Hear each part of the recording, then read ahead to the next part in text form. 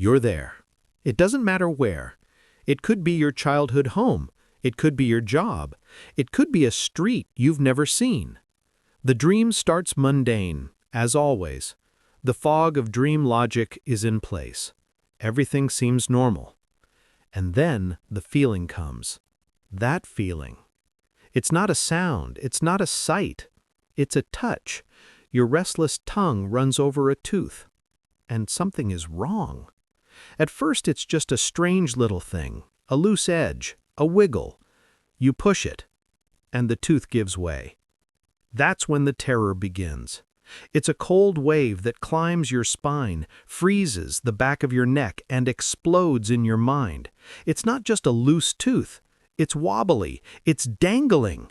You try to hold it in place with your fingers, try to clamp your mouth shut, to weld it back with sheer willpower.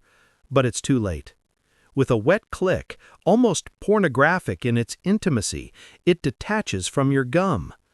And then the world collapses. The hot, metallic taste of blood floods your mouth. Absolute panic. You try to scream, to call for help, but what comes out is a choked, guttural sound, because now there is a hole where a word used to be. And before you can even process the first loss, the tooth next to it falls out too, and the next, and the next. It's an avalanche. It's a domino collapse of your very structure. You spit into your hand, and what you see isn't teeth. It's a handful of broken enamel and clotted blood. It's the debris of your identity. It's the ruins of your smile. You run to a mirror, and what stares back at you is the final horror. It's not you. It's an old, toothless creature, a black hole in the middle of a face. It is the image of shame, of decay, of old age, of death. You wake up with your heart trying to rip through your chest.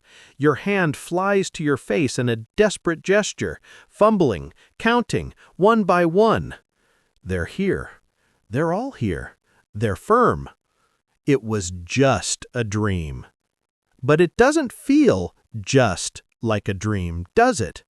A dream so real, so visceral, so universal, it has to mean something. This level of terror can't be for nothing. This panic isn't random. And that's why you're here. What the hell does this nightmare want from us? Why this dream?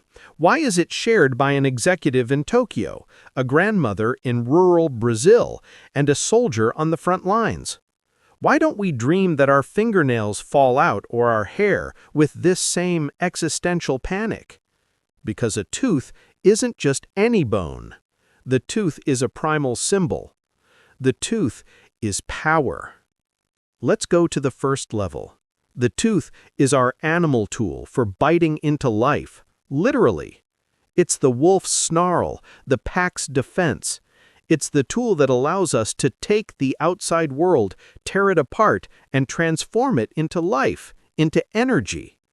The tooth is our first weapon and our main survival tool.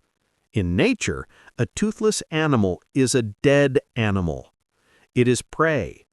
To lose your teeth, at the most reptilian level of our brain, is to dream of absolute powerlessness. It is the dream of no longer being able to feed yourself, of no longer being able to defend yourself. It is surrender. Second, the tooth is our mark of time. It is our body's biological clock. The tooth is our first conscious experience of loss and gain. The baby tooth that loosens, wiggles, hurts. The child tastes their own blood for the first time, feels the gap, the void. It is our first lesson in death and resurrection. It is the first rite of passage. And culture knows this so well that it invented the tooth fairy, a mythical entity that buys this first loss from us, that teaches us that transition has value. Later, the wisdom tooth comes, tearing through the gum to mark the painful entry into adulthood. And finally, the loss of permanent teeth in old age, the final symbol of decay, the return to the childlike state, the closing of the circle.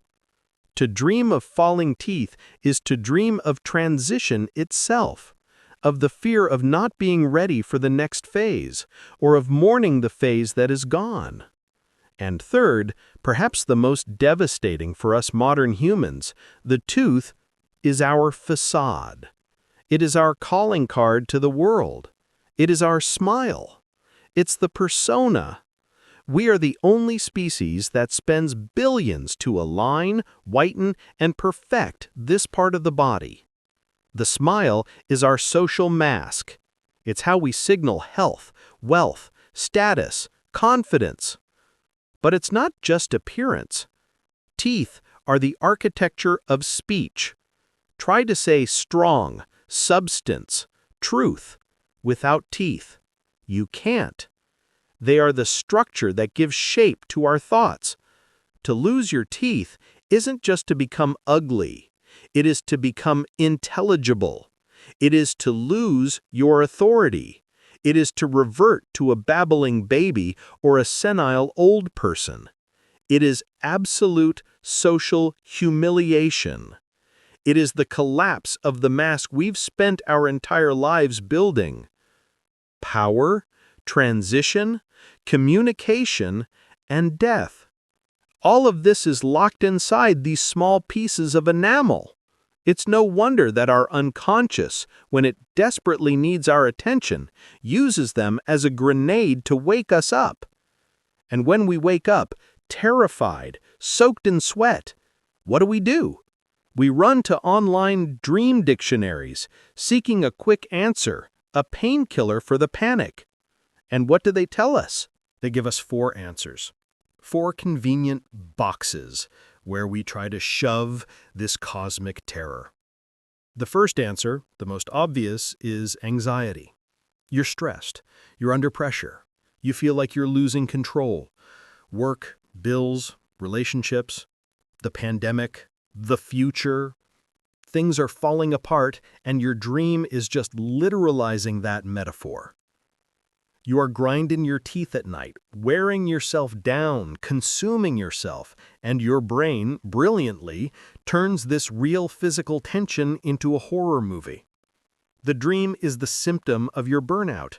It's your body screaming that it can't take being ground down by life anymore. Does it make sense? Yes.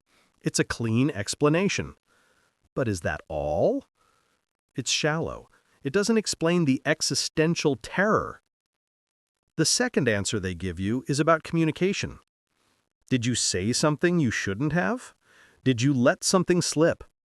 Did you spill a secret, a piece of gossip, a cruel word that poisoned the environment? The dream would be your guilt punishing you, rotting your mouth from the inside. Or even more common, are you silent when you should be screaming?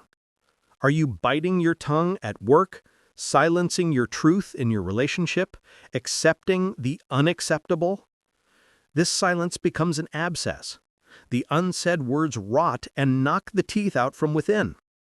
It's about the shame of speaking or the dread of not being heard. It's a powerful interpretation. It's fascinating how a single nightmare can touch on so many open wounds, isn't it? How it exposes our deepest vulnerabilities. If you too are struck by the depth of our minds and want to understand the messages behind the symbols, if you want to stop just having dreams and start understanding them, now is the time to subscribe to the channel. We're going much deeper than any dream dictionary ever will. The third answer is the oldest. It's superstition. It's the fear of loss. Our grandmothers, our great-grandmothers would say it's an omen. Dreaming of a falling tooth is a death in the family. In ancient Greece, it was the same. Modern psychology, of course, dismisses this. It softens it. It says, it's not a prophecy, it's a process. You are grieving. You aren't predicting a death, you are processing one. For the end of a relationship, the loss of a job, for your youth that is fading, for the health you no longer have. The dream is dramatizing the small deaths we suffer every day. Grief is an amputation. You lose someone, and it's like losing a limb. The dream merely concurs with this pain. And the fourth answer? This one comes from classical psychoanalysis, the father of it all, Sigmund Freud. For him, the dream was the royal road to repressed desires. And for Freud, almost every road led to sexuality. He would say that dreaming of falling teeth is about potency. For a man, it would be castration anxiety, the fear of losing virility. For a woman, fears related to pregnancy or the loss of attractiveness. It's an interpretation that sounds dated today, reductionist. But it touches on something real if we strip it of its Victorian literalism. It touches on the fear of losing our vital force, our libido in the broad sense, our lust for life. It is a dream of enfeeblement. It's the fear of becoming creatively, professionally, spiritually impotent. Anxiety, communication, loss, potency. These are the four standard explanations. They are good, they are smart, they make sense. And what if I told you that all of them are right, and at the same time, all of them are wrong? They are right as symptoms, but wrong as the cause. They are the smoke, not the fire. Here, at this point, we leave Freud and the dictionaries behind, and we arrive at Carl Gustav Jung. Jung was not a cataloger of symptoms, he was an explorer of the soul. He was a mystic, a shaman with a medical degree, and he understood that a dream is not a diagnosis you read in a book. A dream is not a problem to be solved. A dream is a dialogue. It is a living, pulsating letter, written in code, sent from the oldest, wisest, and deepest part of you to your conscious, frightened, and limited self. For Jung, the dream dictionary was a mistake, an intellectual laziness. A symbol never means just one thing. The same dream for two different people can have opposite meanings. What matters is the context. What matters is your life. The dream is always an attempt by the unconscious to compensate for an imbalance. If you are arrogant in life, you dream that you are naked and humiliated. If you are fearful, you dream that you are a hero. The dream seeks balance. But when he looked at the archetype of the falling tooth, the image that has haunted humanity for millennia in all cultures, he saw something much deeper than anxiety or gossip. The true Jungian interpretation, the revelation that changes the game, is that this nightmare is not about what you are losing. It is about what is trying to be born. Remember the baby tooth. It needs to fall out. It has to die. The child wiggles the loose tooth, tastes the blood, feels the pain. But they do it because an instinctive force, a bodily wisdom, knows it is necessary. If the baby tooth refuses to fall, if it clings stubbornly to the gum, what happens? The permanent tooth, the strong tooth, the adult tooth cannot emerge. Or it's born crooked, crowded, creating a deformity. The permanence of the old prevents the healthy arrival of the new. The dream of falling teeth is a brutal call from your unconscious for renewal. Not a gentle renewal, not a spa day, a violent renewal.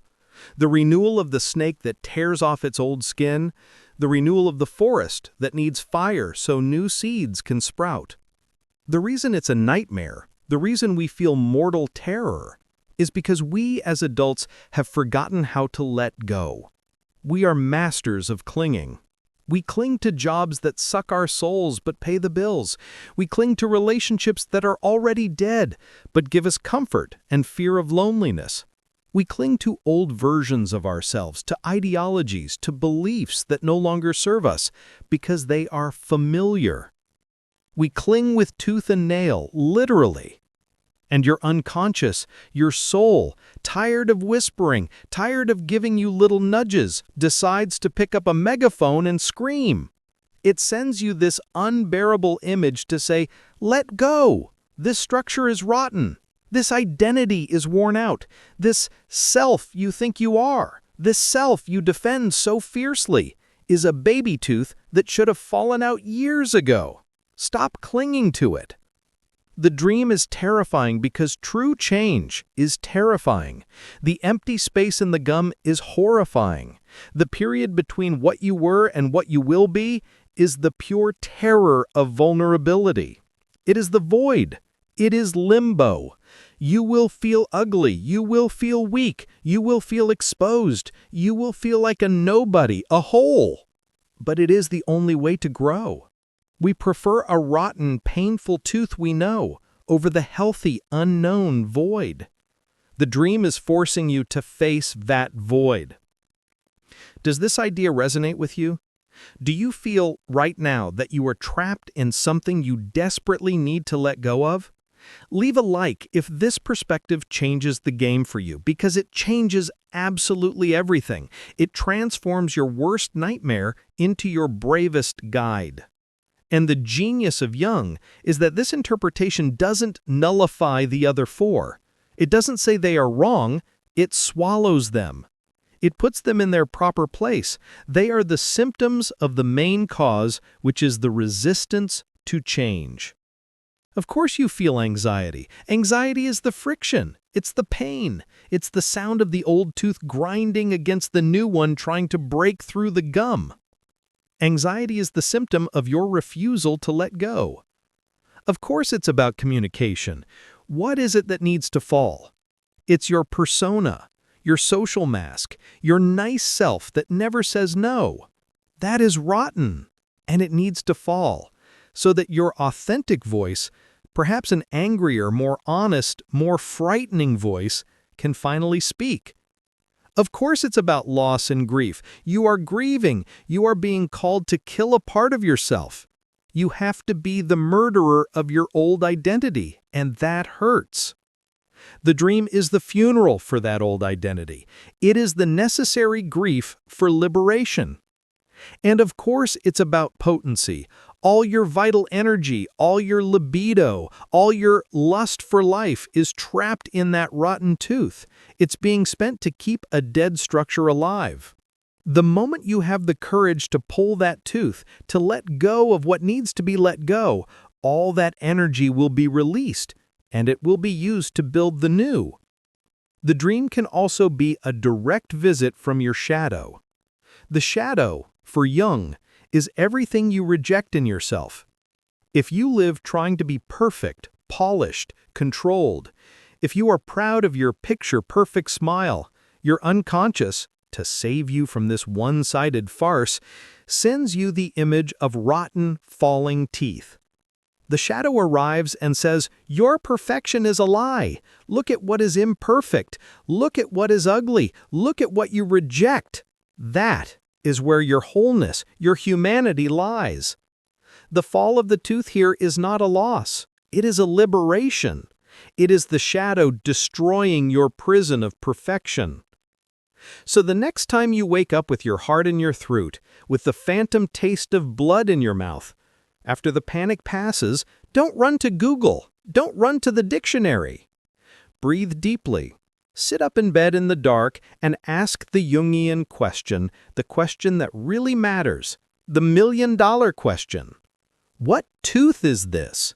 What part of me, what belief, what fear, what relationship, what version of myself is ready to die? What in me, what new thing, what truer thing is painfully trying to be born? The true interpretation is not an answer that I or anyone else can give you. It is a summons. It is an invitation to your own courage. The dream is not a threat. It is a calling. If this deep journey makes sense to you, if you want more explorations that go beyond the obvious and touch what truly matters, if you want to learn to dialogue with your own soul, subscribe to the channel. We have much more to discover together. Thank you for listening.